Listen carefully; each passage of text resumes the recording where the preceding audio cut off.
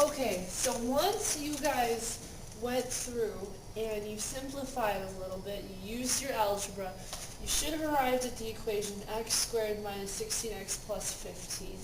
And again, just to recap, what we did is we took our two different denominators, multiplied them together. That became our least common denominator.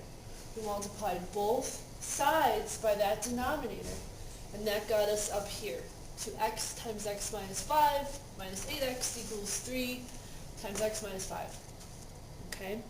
Please hit stop and rewind if you need to see that again. This example is also worked out in your textbook. Excellent to kind of look at both. Okay, so we're at a factoring problem. I have to ask myself, is there a number in front of x squared? Nope, there is not. So I'm going to split it up. X goes in the first spot. Okay, then I'm going to say, what are the factors of 15 that'll add up to be negative 16? Definitely has to be negative 15 and negative 1. Both of those will add together to give me negative 16. We then use our zero product rule. X minus 15 equals 0. X minus 1 equals 0. Add 15. Add 1. Your final answer becomes x equals 15 or x equals 1. Please, please, please hit stop, rewind, take detailed notes, look back if you need to see it again, and bring your questions to class tomorrow.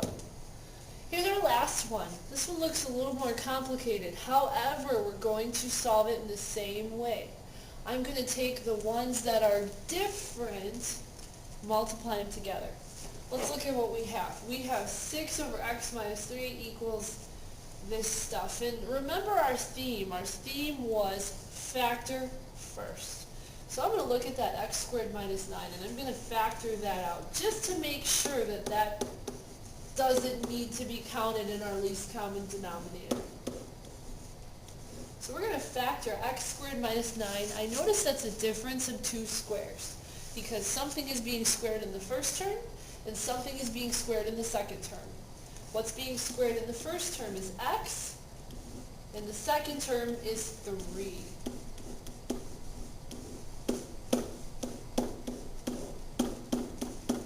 Okay, so I factored one of my denominators that I could factor, and I noticed that I really don't have to count that in my least common denominator. This factored denominator are both of my factors multiplied together. Okay, so that's definitely going to be my least common denominator. This is the same as those two, so I'm just going to take one of them. I don't need to multiply all of them together. So my least common denominator is just going to be x plus 3, x minus 3. Okay, because that's the two different factors I have. So we're going to multiply both sides by x plus 3, x minus 3.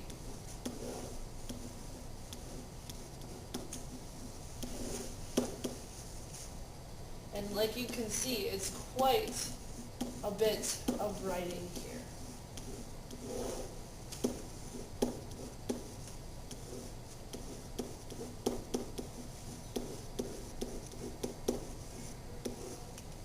Okay, what I want you guys to try is take a minute in your notes, finish multiplying this out, and then see what you think cancels. How is this going to distribute to each of our terms? Give it a try, write it in your notes, and we will resume again in just a second.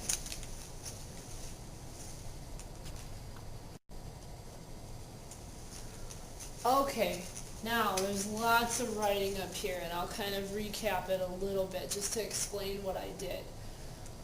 We multiplied, we decided the least common denominator was this x minus 3, x plus 3, because those were the two different factors in the bottom. I multiplied both sides of my equation by that least common denominator. On this side, on the left side of my equal sign, I multiplied straight across. Remember, you're just multiplying. Whole number times a fraction. Multiply straight across. Put it over 1.